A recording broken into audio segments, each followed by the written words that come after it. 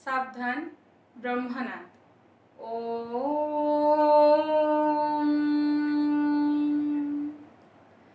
ओम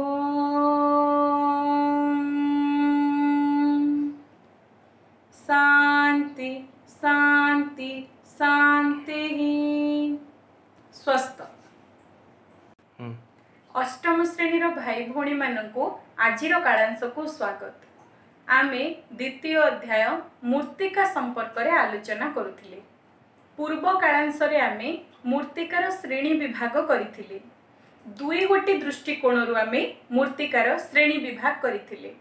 प्रथमटी थिला गठनशैली दृष्टिकोण, द्वितीयटी थिला मूर्तिकारे थिबा सूक्ष्म शिला रेणुर आकार ओ परिमाण को आधार करी आमे मूर्तिका को विभागीकरण करिथिले। तेबे पिला माने पृथ्वीर विभिन्न अंचल रे विभिन्न रंगर, विभिन्न गुणर, विभिन्न मानर मूर्तिका देखा जाए।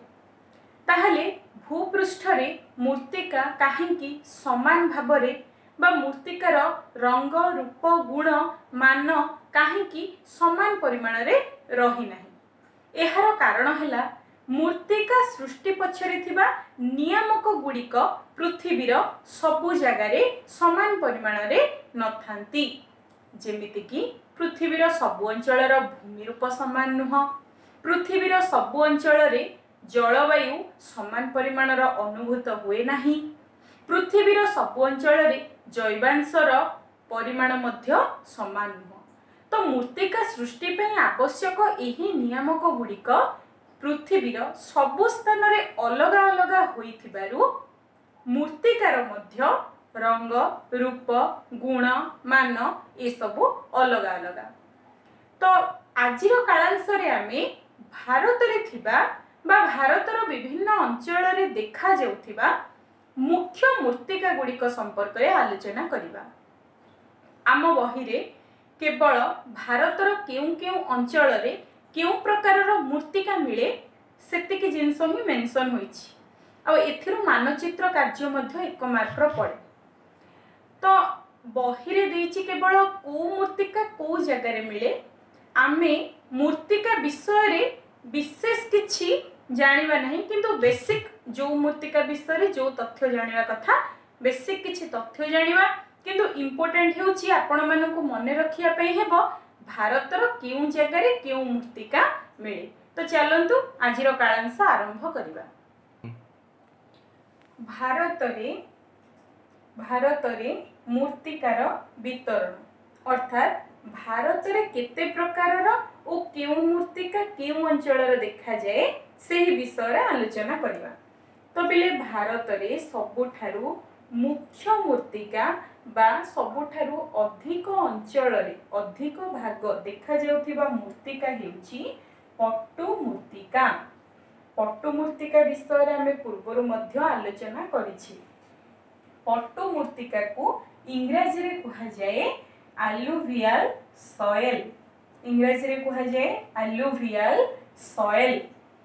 तो भारत रे 43% अंचल रे पट्टु मूर्तिका देखा जाए बा भारत रे पट्टु मूर्तिका 43 भाग रही अछि, जहा कि अन्य मूर्तिका तुलना रे यार परिमाण अधिका रहिछि। तो बिले पट्टु मूर्तिका रे केउ सब उपादान रही थाए? सबु मूर्तिका रे 5टा उपादान रही थाए। सूक्ष्म शिलारेणु, जल, वायु, जैवांश, खनिज इत्यादि मिसिले मूर्तिकार सृष्टि। किंतु केउ मूर्तिका रे केउ उपादानर परिमाण कम बा बेसी रही थाए। सेमिति पट्टु मूर्तिका रे केउ सब उपादान रहिछि? अति मात्रा रे सूक्ष्म शिलारेणु सहित जैवांश मिसी करी थाए, जहा को कहा जाए पट्टु मूर्तिका। तो पिले ये सृष्टि केमिति होइछि? पट्टु मूर्तिकार सृष्टि केमिति? ये नदी मानक द्वारा साधारणतः सृष्टि होई थाए। तेणु जदि आमे गठन शैली दृष्टिकोण देखिबा ताहले पट्टु मूर्तिका केउ प्रकार मूर्तिका हबो? आपण माने आंसर करंतु। गठन शैली दृष्टिरु पट्टु मूर्तिका डैश मूर्तिकार अंतर्गत सृष्टि नदी मानक द्वारा। अर्थात जदि आमे भारत कथा चिंता करिबा भारत रे पट्टु मूर्तिका मिलुथिबा एक बृहत अंचल हेउछि भारतर उत्तर भारत समतल भूमि जहाकू एलुवियल प्लेन बोली मध्य कहा जाए। अर्थात हजार हजार वर्ष धरी हिमालय पर्वतमालारू आसुथिबा चिरस्रोता नदी गुड़िक निज सहित चूर्णीभूत शिलाद्रव्य गुड़िक आनी एई भागरे पकई पकई पकई पकई एई भागटिकु सेमाने एक बृहत समतल भूमि रे परिणत करिसंती।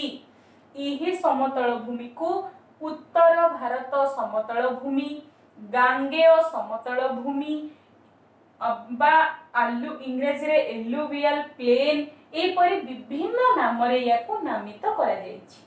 तो पिले एही जो समतल भूमिटी अछि बृहत समतल भूमि ये एही पट्टु मूर्तिकारे परिपूर्ण नदी मानक द्वारा हजार हजार वर्ष धरी आसुथिबा चूर्णीभूत शिला द्रव्य एठी पट्टु मूर्तिकारे परिणत होई अछि।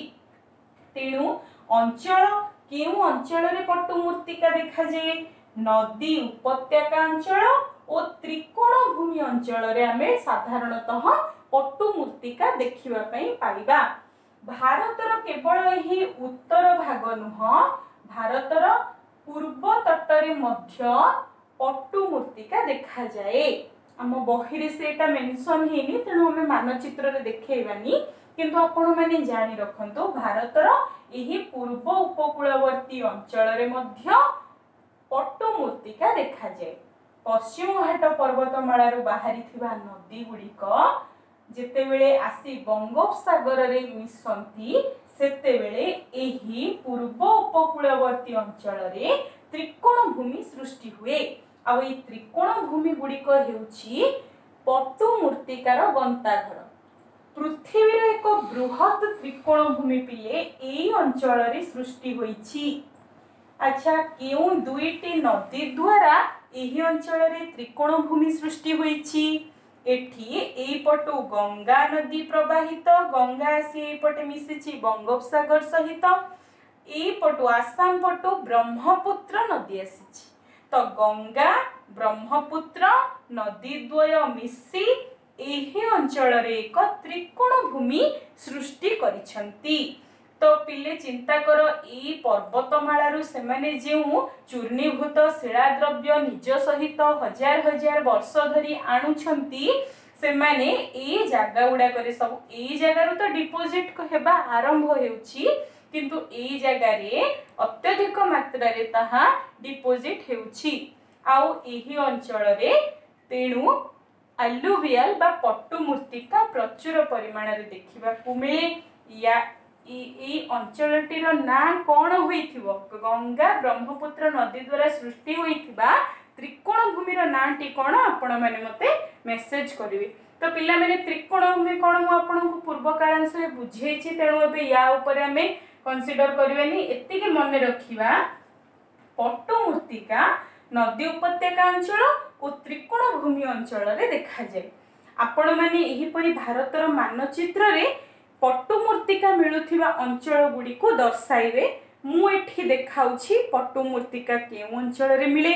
आपण माने पिले गोटे काम करिवे मन इच्छा लिखिबेनी आम भूगोल बहिर एही जो मानचित्रटी देइछि मूर्तिका मानचित्र भारतर मूर्तिका जेउ अंचल को जेउ सिंबल रे से जेमिति करिछि सेही अनुसार आपण मार्क करिकी एमिति गोटे मानचित्र प्रस्तुत करिवे।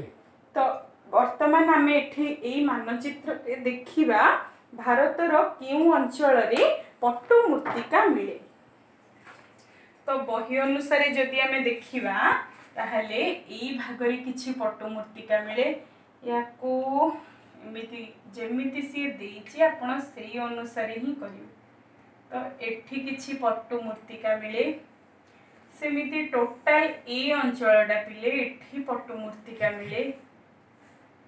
ये हैला उत्तर भारत समतल भूमि। ये अंचलटा संपूर्ण रूपे पट्टू मूर्तिका रे परिपूर्ण। आपण माने मानचित्र रे एही परी दर्शाइबे।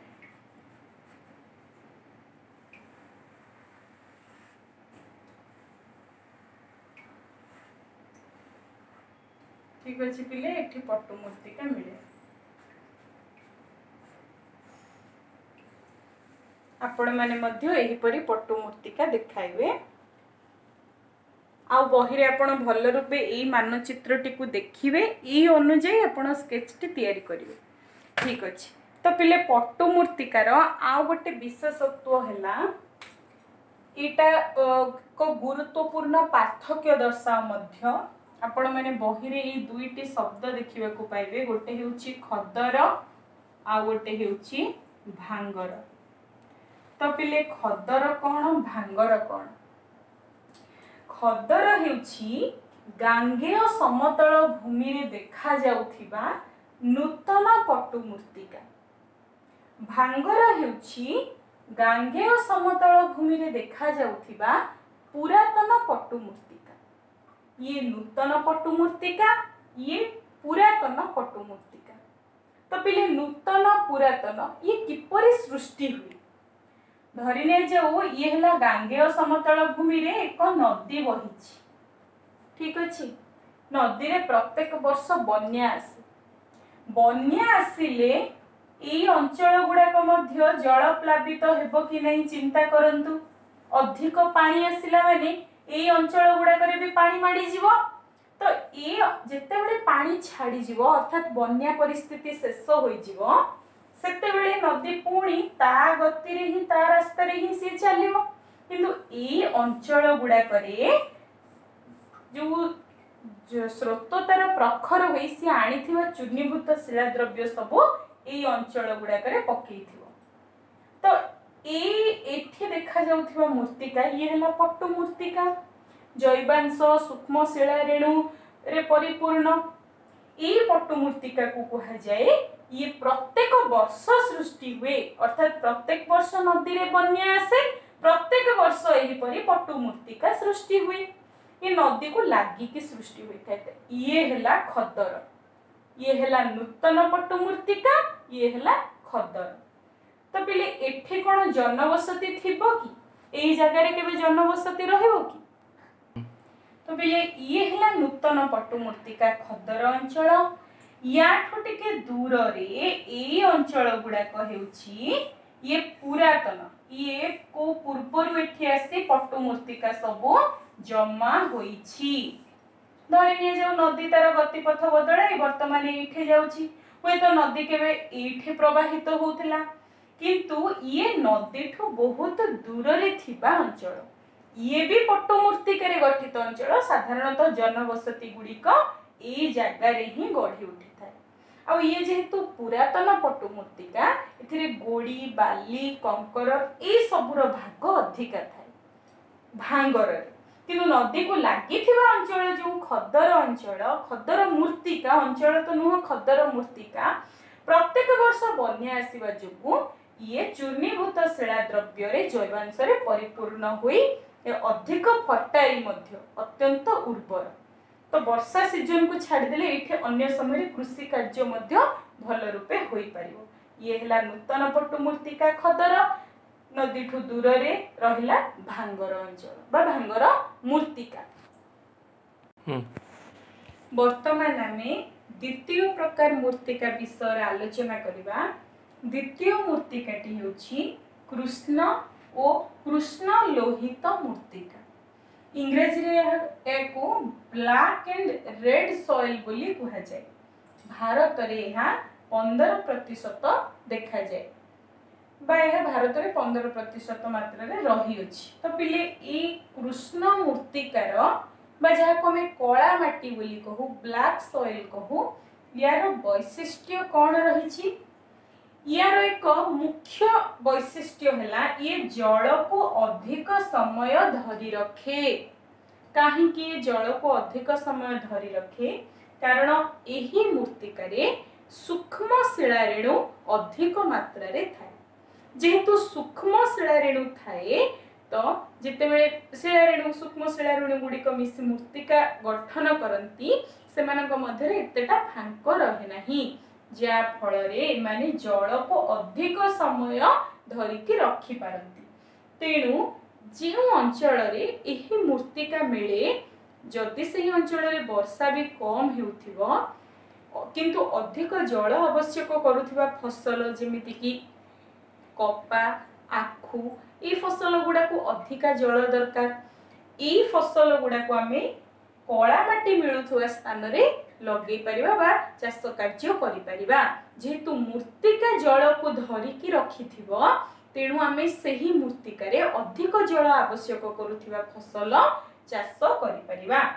यार आउ एक वैशिष्ट्य हैला पिले ये खरा अत्यधिक खरा आसिले भूमि रे फाट सृष्टि हो जाए बा माटी ऊपर फाट सृष्टि हुए केमिति फाट सृष्टि हुए आपण ए चित्र रु स्पष्ट भाबे देखि पारुथिबे। तो फाट सृष्टि हेले गोटे मेरिट कोन जोडे एडवांटेजेस सार कोन अछि या ए फाट मध्य दे सहजरे वायु प्रवेश करि पारे जा फल रे मूर्तिकार फर्टाइल गुणटा आहुरी उर्वरता गुणटा बढ़िबारे सहाय्य करे। पिले ई मूर्तिका सृष्टि काहाठारु होईची जदि हमें गठन शैली दृष्टि चिंता करिबा ताहाले कृष्ण मूर्तिका क्यों प्रकार मूर्तिका आपण माने मते कहिबे। तो पिले ये सृष्टि काहाठारु ये आग्नेय शिलारु सृष्टि आग्नेय शिला जेतेबेले भूगर्भ रे थिबा तरल माग्मा भूपृष्ठ ऊपर को चली आसे आमे ताकू लाभा बोली कहू। भूपृष्ठ ऊपर लाभा ठंडा हेले जो शिला रे परिणत हुए ताकू आमे साधारणतः आग्नेय शिला व बासाल्ट बोली मध्य कहू।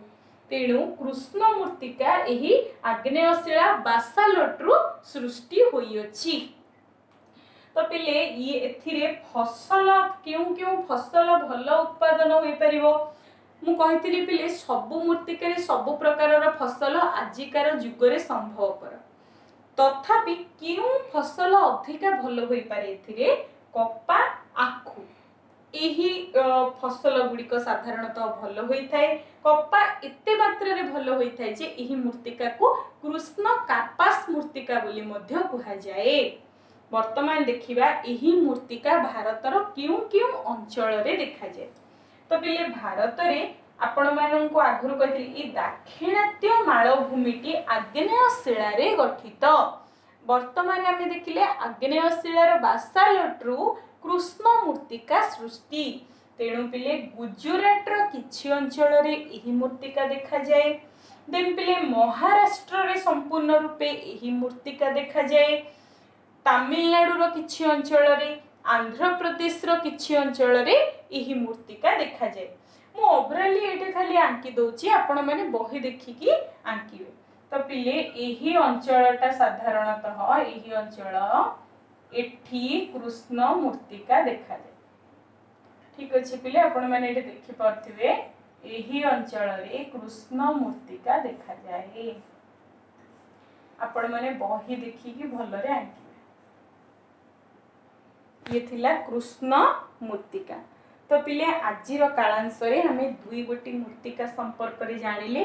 प्रथमटी हेउछि पट्टू मूर्तिका जहा 43% रहिछि भारत रे सबुठो अधिका फर्टाइल बा उर्वर सही मूर्तिका रे विभिन्न प्रकार फसल चाष करा जाई पारे विशेष करी धान गहम ए सब बहुत भल हुए। देन पिले द्वितीय मूर्तिका हेउछि कृष्ण मूर्तिका ब्लैक सॉइल बोली कहा जाए। भारत रे 15% मात्रा रे परिमाण रे देखा जाए। एही मूर्तिका रे मध्य कृषि कार्य बहुत भल होई पारे।